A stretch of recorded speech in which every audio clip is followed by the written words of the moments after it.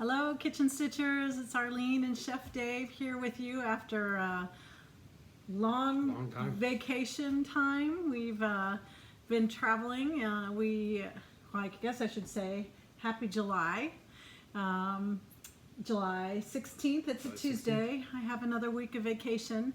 So we've been relaxing and enjoying ourselves. David went to California to visit his family.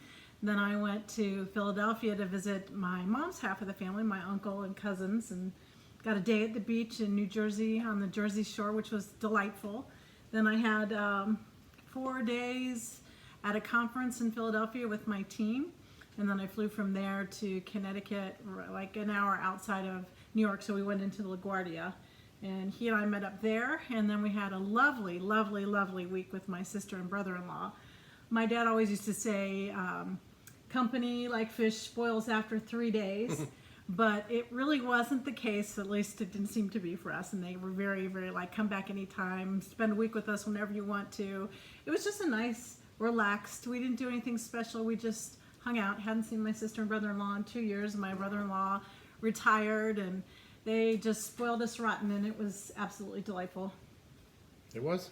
Yeah. It was a blast. So, got a week left of vacation, and we're just enjoying having some downtime, getting some stuff done, and got to clean up the house before I go back.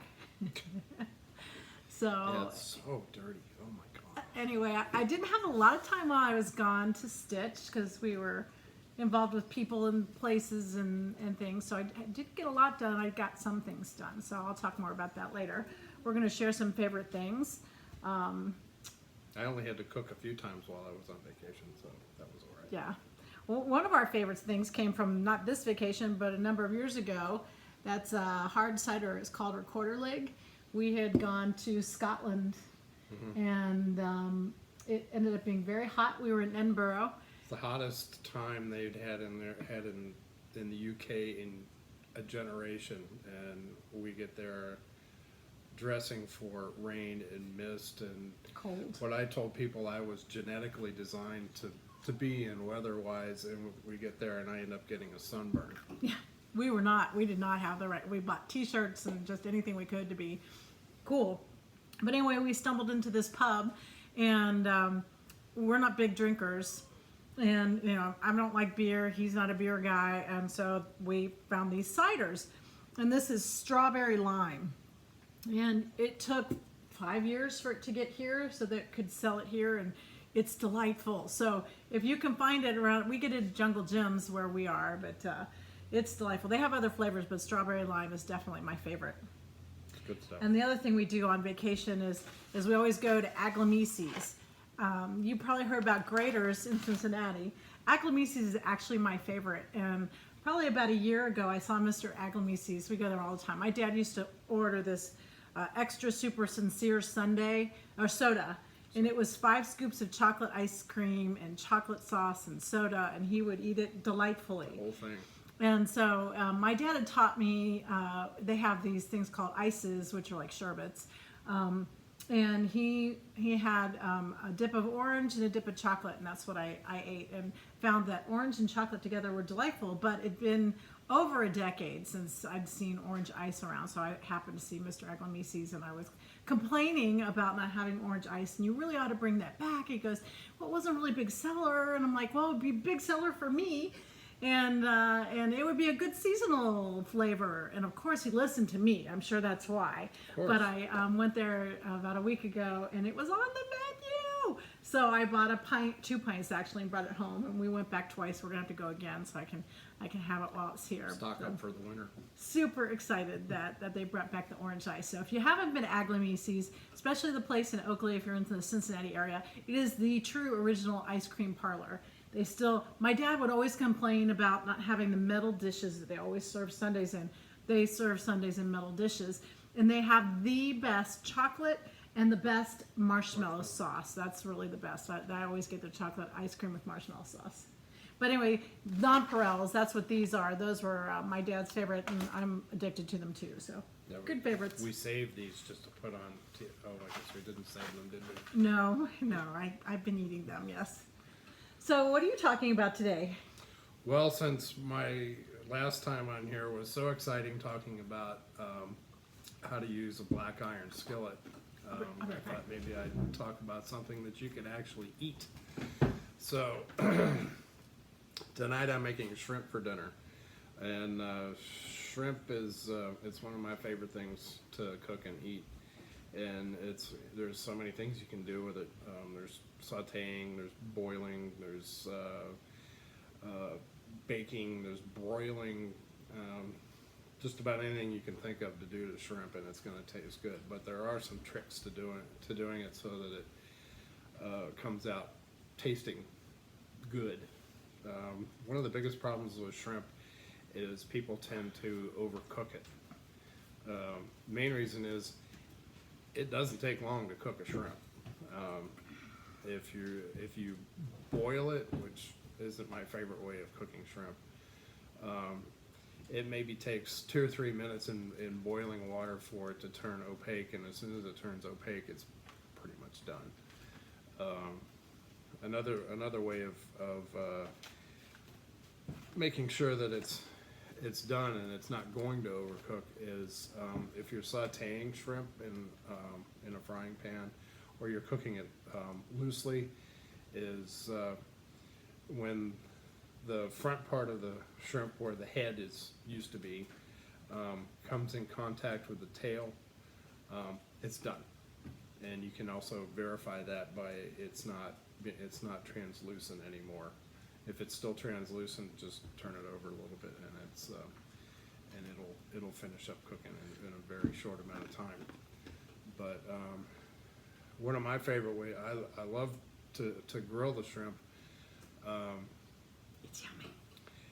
It's if you use a grill, or if you use like a griddle. I have a George Foreman griddle that I use a lot. I use for everything. Putting shrimp on something like that, I mean, they're very small and you have to cook a lot of them. It's kind of a pain to have when they're ready to turn over. You have to turn each one over individually. That's why you get the little wooden skewers, and you just stack up the shrimp on the skewer. That way, when it lays on the griddle or the grill, and it's time to turn it over, you just pick up the skewer and turn it over. And you can do it so that the tails hang loose, so you can tell that when the tail comes up and touches the front of the shrimp, then it's time to turn it over. And shrimp they have a really delicate taste, so if you don't want to do too much to overpower them, I like to use some garlic salt on them. Garlic and shrimp just always seem to go together. Garlic, butter, and shrimp. That's what's his name. Ted Nugent says animals have the right to garlic and butter. Oh my goodness. So I'm so sorry. anyway, I like Ted Nugent anyway. But yeah, don't put anything on them too heavily, or that's gonna be really strong taste. It's gonna overpower the shrimp. I like to get, well, where we live, I have to get frozen shrimp. I can't get fresh shrimp because we're too far inland from anywhere to get fresh shrimp.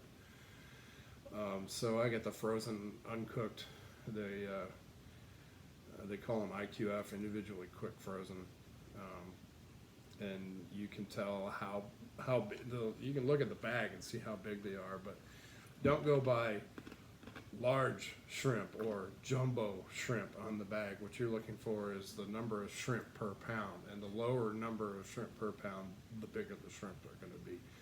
So if you get like 30 per pound, that's going to be like little bay shrimp, and that's usually what you put in salads and stuff. So you don't want something like just really enormous, because it's like anything else. The bigger and the older that it is, The tougher it is. it's gonna be tough. If you get them too big, it's like eating one of those big lobsters you see in the stores. That's, the whole thing's like this big, and the tail's like that, and anything that big has been around a long time, and it's gonna be tough and probably not taste very So how many do you usually recommend per pound? Is it like the 20 to 25 or 25 to 30?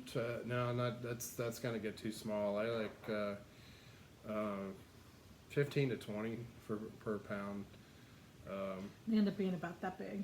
Yeah, Nice size. Little bigger than I got some falling over here, so you can actually see how big they are. Sometimes we found this teriyaki sauce that we put on it too.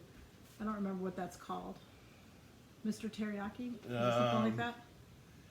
It's the one that's got it's got like Hebrew writing on it. Yeah, it's good. It's blue. So that's a good size shrimp right there, and that's in the probably in the 20 per pound range. He peels them and shells them, so I don't have to do that. That grosses me out. And I peel them and shell so them. bad. And if they've got any of the little black vein that runs through the back of them, I take those out too. But it's also got one that runs down the front. And yeah, I take those out too because somebody doesn't like them. Yeah. It doesn't really matter taste wise. You can't really tell that they're there except what you see.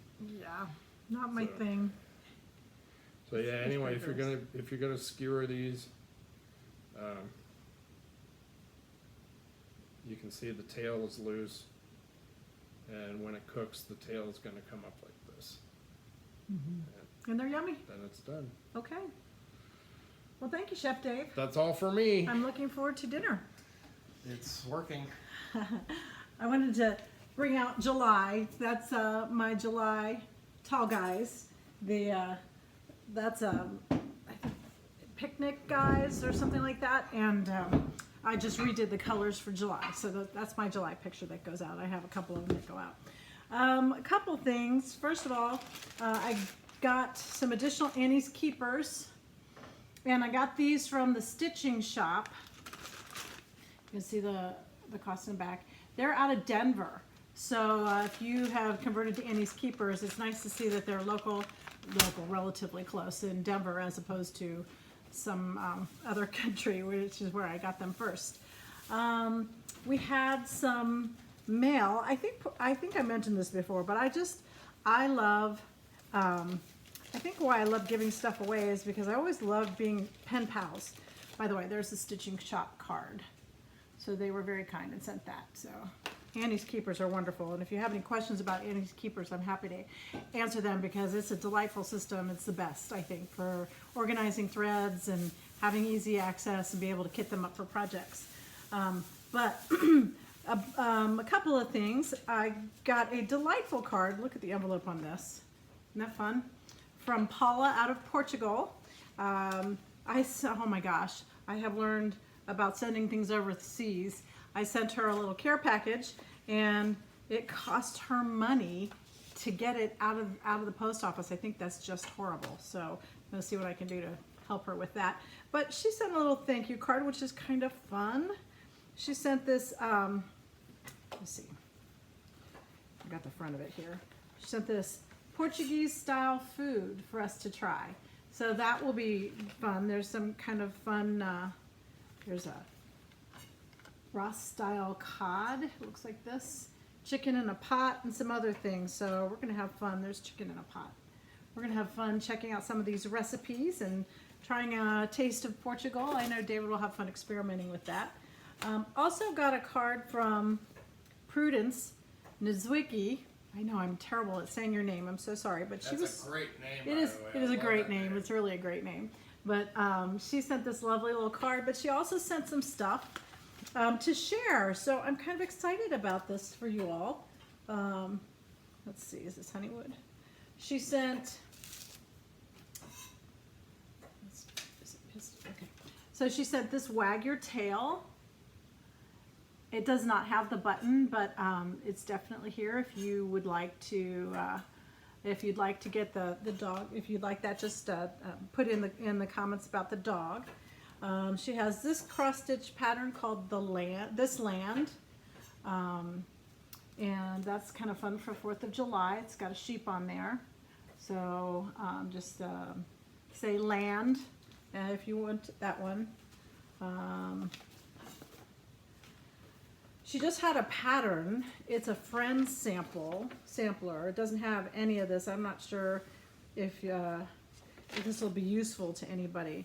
It's called a variegated friendship pattern. It's an old DMC thing. So if you're interested in that, I'd be happy to send it along. So just say DMC pattern. And then it's this pattern as well from Busilla with the bird. So it looks like that. So bird pattern. So if you all are interested in that, just let me know. So that's the bird, friendship pattern, the sheep, this land pattern, and then this cute puppy dog one. If you're happy and you know it, wag your tail. So the dog one. Very, very cute. She also sent some linen that I will be happy to use. So thank you, Prudence. That's just delightful. So I appreciate your sending this. And I'm not sure if I had sent, I think I mentioned this before, but Barbara from Nevada Stitcher sent a thank you, which was really nice to get. I love getting mail. It's so fun to get mail. So I think that's why I like to send stuff out. And Judy Jenkins as well. So that was very sweet of them to send those along. Also, there were 2 patterns that did not get picked up. So the people who won these patterns did not send me an address. So I'll give it one more time. This is spring. So the sneak peek, first part of spring. That was Patricia Gerard or Pat Matechek, M-A-T-E-J-C-E-K. So one of you two, whoever gets to me first, otherwise I'll give that away at the next one. And then this baby was Rachel Pinard, the baby sampler, Rachel Pinard, and it came with the thread. So if anybody wants, if Rachel contacts me, if you want it and she hasn't contacted me, just put your name in for the baby pattern and I'll pass it along, the first one I see. I had a couple of finishes. So since it was June, July Flag Day, while I was out of town, I finished up this Scattered Freedom. So it's a shepherd's bush, just so cute. So that I made it on the smaller. This was actually the same. It was a piece of the linen, the beautiful linen, white linen that I was doing the Americana sampler. So the Americana sampler from Faithworks, I finished up the box. So I decided to make it some different colors, not just all blue. And I just received this week, the like Monday, I think Monday, the last one. So I stitched that up today. So it says America, One Nation Under God, and that will go in the middle. And then the others are all finished up. So I had some extra fabric, so that's what I did with this. So that was very fun to finish, and I love all the little buttons. And again, Shepherd's Bush, Scatter Freedom. Oh, there's the shadow box piece. That's the one that I've been working on. So I'm going to work on finishing that one up, cutting down the map boards, and hopefully by next time you'll see a fully finished piece of that with all those together. While I was out of town, I also worked on this one. So it was July, so Christmas in July. The Cricket collection, I really liked that. I'll probably make it into a pillow and actually send it to my sister since I did it at her house. So here's what it looks like. I did it, you can't really tell, but it's a sparkly fabric. I will honor Christmas in my heart and try to keep it all the year. This is Dickens at the end. So I modified it a little bit because this had black in it, so I didn't do black in the candle, I did the dark red. But that's about the only thing I did, and I also made this with a strand of gold, what do you call it, the metallic thread. So that was fun to fix a little bit differently. But the one I'm really super excited about, I just finished. So I started working on this before break, before I went out of town. Here are all the colors, so nice and bright colors. And it was this garden party. So I'd been working on garden party. I liked it, but I didn't order it because I didn't really see where I would hang that. And then I happened to watch Satsuma Street's first or second FlossTube video, and she used waste canvas and did the blue one on a blue jeans jacket. And I thought, oh my gosh, that is brilliant. And I was really super inspired. So I did it. I stitched it on a white jeans jacket that I have. So there it is. I'll move it forward so you can see it. That took about 2.5 weeks to do. And I'll tell you, it was interesting for me. I also decided to put a little on a sleeve. Which sleeve? There, I did a little heart on my sleeve. I get it. A heart on my sleeve, yes, yes. So it was hard because the that jeans jacket was kind of heavy. Now when she did it, she had darts going down the back of her jeans jacket. So instead of doing the X's here, she did straight stitches, which I think turned out really nicely. And I had thought about doing that if it was going to have to cross over a seam like up here. The other thing I decided to do was I did French knots instead of X's. You can see where those filled in. I like to do French knots, so those are around here, up through here, so it just added a little bit of texture and relief to that. But that was a lot of fun. I really enjoyed it. So a lot of color. I really like the color. And so anyway, I can't wait to wear it. So it's nice to finish something and it's actually fully finished when you're finished. If you haven't used waste canvas, that's what it looks like. It's a 14 or 16 count. And what I did was I pinned it all down because I'm a stitcher, not a sewer. And so I started with the design in the middle. So it would make sure that it wouldn't slip. So I started with the round sentiment. I did that. And then I made sure everything was straight. And then I stitched all around the edge. So I had that in there. And then that let me pull out my pins. It took about, I'm going to say 2 hours to pull out all of the threads, because when you're done, then you just pull out the individual threads from underneath it. But it came out pretty easily, and it was all done. So that was pretty exciting. So that was my big finish. And lastly, I've got to look forward to doing May and June with the heart and hands. Those came in to me at the same time from Beach Cottage Stitchers. And I also have this butterfly garden sampler that I'm looking forward to stitching. It comes with this really cute butterfly button and some nice silk threads, so that'll be fun. And I'm looking forward to doing this. I've got the purple fabric for this already, for this milk thistle. We're really into the Scottish stuff. My daughter just got back from the Grandfather Mountain Highland Games in North Carolina, so this will be a fun one to stitch. Lilacs are my favorite flower, so I have that biscornu to do also as well from Fabi Riley Designs. I like lilacs, so that'll be fun to do. So anyway, that catches me up. I thought I would have some finishes. They were ready right after I left on vacation, so I didn't get to pick them up, and then they were closed until the 12th. So anyway, that's all the news from here. We missed you all, and hopefully back on schedule. I go back to work at the end of next week, so everything will be back to normal. David doesn't go back until sometime in August, so he'll rub it in as I get up early in the morning. But anyway, it was nice to see everybody. Hope you're having a great summer, and we'll see you in a couple of weeks. Talk to you later.